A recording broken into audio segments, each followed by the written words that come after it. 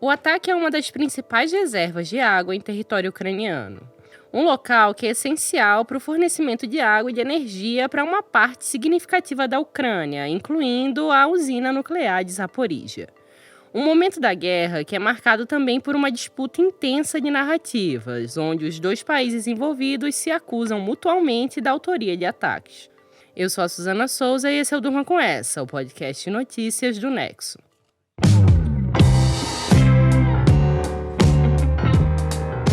Olá, eu sou a Aline Pellegrini e estou aqui com a Suzana para apresentar esse podcast que vai ao ar de segunda a sexta, todo começo de noite, sempre com notícias que podem continuar a ecoar por aí. Terça-feira, 6 de junho de 2023. Dia em que a represa de Nova Kakhovka, localizada no sul da Ucrânia, foi bombardeada e destruída num ataque.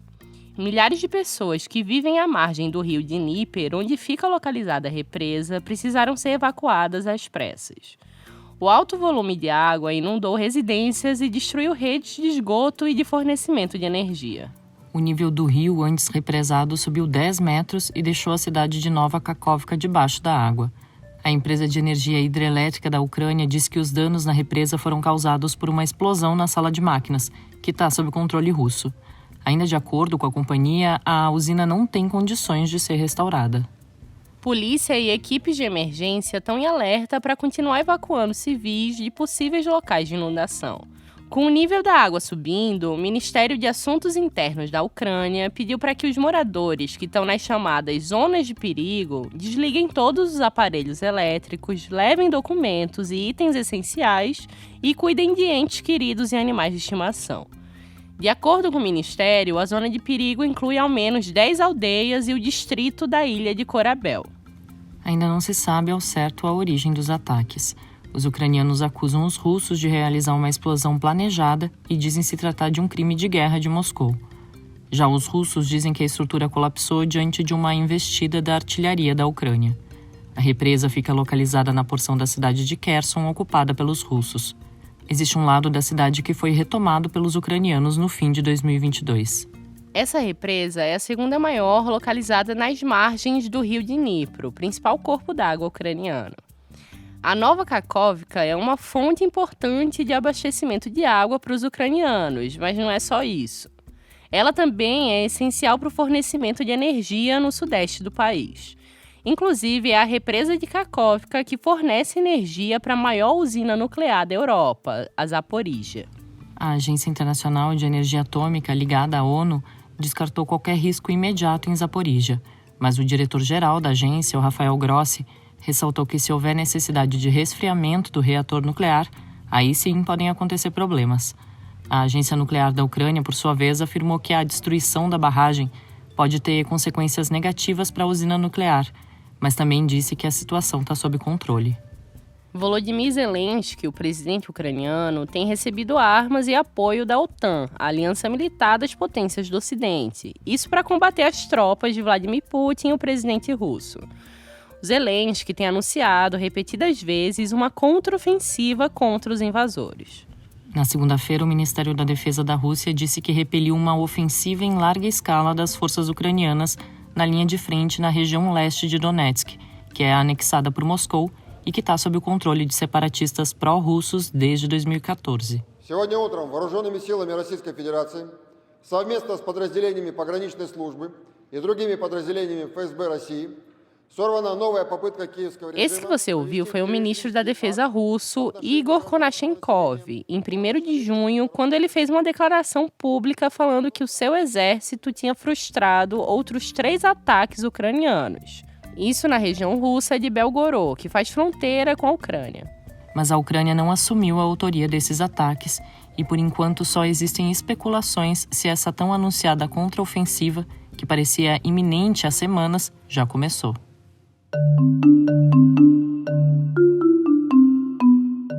A invasão russa à Ucrânia começou em fevereiro de 2022. Desde então, a guerra já passou por vários momentos. O colapso da represa desta terça acontece após um mês de maio marcado por ataques de drones à Rússia, 2 deles na capital Moscou. Um dos ataques no solo russo aconteceu em 30 de maio, no bairro de Rubliovka, onde residem o presidente Putin e o ex-presidente Dmitry Medvedev, atual vice-presidente do Conselho de Segurança russo, entre outras autoridades do país. O Ministério da Defesa da Rússia afirmou que ao menos 8 drones direcionados a Moscou foram interceptados. Alguns edifícios foram danificados pelos destroços e ao menos 2 pessoas ficaram feridas. O Putin classificou o ataque como atitude terrorista.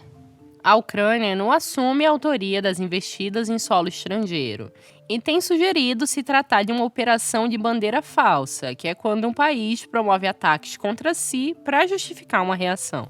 Desde maio, Kiev passou a receber mísseis de longo alcance que podem atingir lugares fora do território ucraniano. O Zelensky tem um acordo para não usar armas fornecidas pelos países da OTAN em território russo.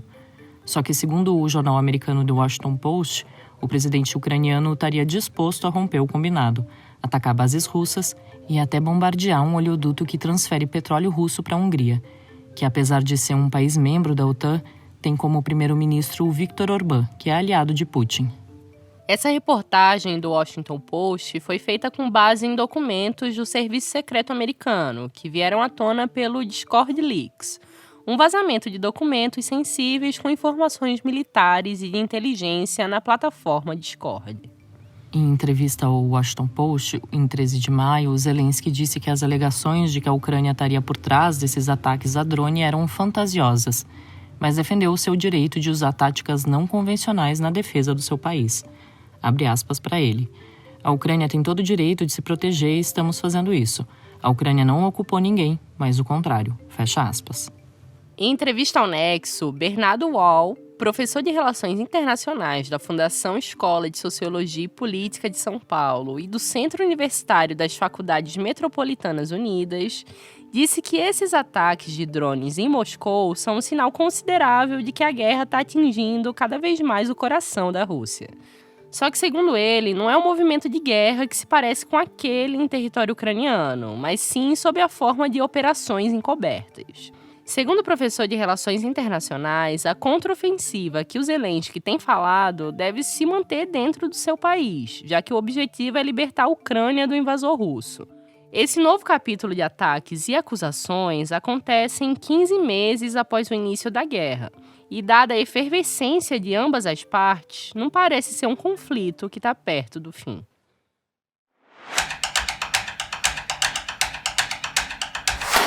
O governo brasileiro tem buscado reagir ao avanço da gripe aviária no país, que já tem mais de 20 focos de contágio, todos em animais silvestres. O Ministério da Agricultura recebeu verba extra para combater a doença e decretou emergência zoossanitária. O Marcelo Rubissec escreveu sobre o tema. Marcelo, primeiro conta pra gente o que é a gripe aviária e como está a situação agora no Brasil. Bom, a gripe aviária é uma doença que, como diz o próprio nome, afeta principalmente aves e é causada por alguns subtipos de vírus. A transmissão entre aves ela é bem fácil e a mortalidade é alta, em torno de 50%. Importante a gente falar que os casos em humanos são raros. Foram um pouco mais de 870 no mundo todo em 20 anos, entre 2003 e abril de 2023. E esses casos aconteceram geralmente com pessoas com um contato próximo de aves ou com ambientes com muitas fezes de aves. Segundo a OMS, não tem evidências de que seja possível contrair a gripe aviária comendo ovo ou um frango bem preparado. Acontece que o mundo está vivendo uma crise de gripe aviária desde o final de 2021. Desde então, dezenas de milhões de aves já morreram ou da doença ou porque foram sacrificadas, principalmente na Europa e nos Estados Unidos. E, pela primeira vez na história, a gente tem casos detectados aqui no Brasil. Até a tarde dessa terça-feira, eram 24 focos registrados no país, sempre em animais silvestres, quer dizer, não chegou em nenhuma granja comercial. E o governo tem se mobilizado para aumentar o controle, seja decretando emergência zoossanitária ou dando uma verba extra para o Ministério da Agricultura tomar medidas de prevenção e combate. E tem risco disso afetar a produção brasileira de frango e ovos? Olha, o Brasil é o segundo maior produtor de frango do mundo e é o maior exportador também. Ou seja, de todos os países, o Brasil é quem mais vende proteína de aves para fora. Então é lógico que quando se fala em casos de gripe aviária por aqui, surge esse temor, né? Bom, por enquanto é aquilo que eu falei, né? Os casos estão concentrados em animais silvestres e em 4 estados só, em lugares litorâneos. Eu conversei com pesquisadores para entender justamente se tem algum risco, então, de chegar nas granjas, porque se isso acontecer, os efeitos podem ser muito ruins. Você teria que sacrificar animais, teria uma perda de produção e, além de tudo, os preços para o consumidor tenderiam a subir. Mas os pesquisadores com quem eu conversei falaram que, bom, beleza, o risco aumentou, porque é a primeira vez que você tem casos detectados no Brasil, mas eles disseram que o sistema sanitário brasileiro é bem rígido e está preparado, sim, para lidar com essa situação. Então, pode acontecer? Sim, pode. Mas eles disseram que, pelo menos até agora, nesse começo de junho, a gente ainda não tem tantos motivos para ficar com um alerta muito grande ligado. Você pode ler o texto do Marcelo em nexojornal.com.br. No site, você acompanha tudo que a equipe do Nexo produz diariamente. Como você sabe, o Nexo é um jornal independente por assinatura e sem publicidade. Para ter acesso a tudo isso, apoiar o Durma e ainda receber newsletters exclusivas, é só fazer sua assinatura. Tem um link com desconto na descrição desse episódio.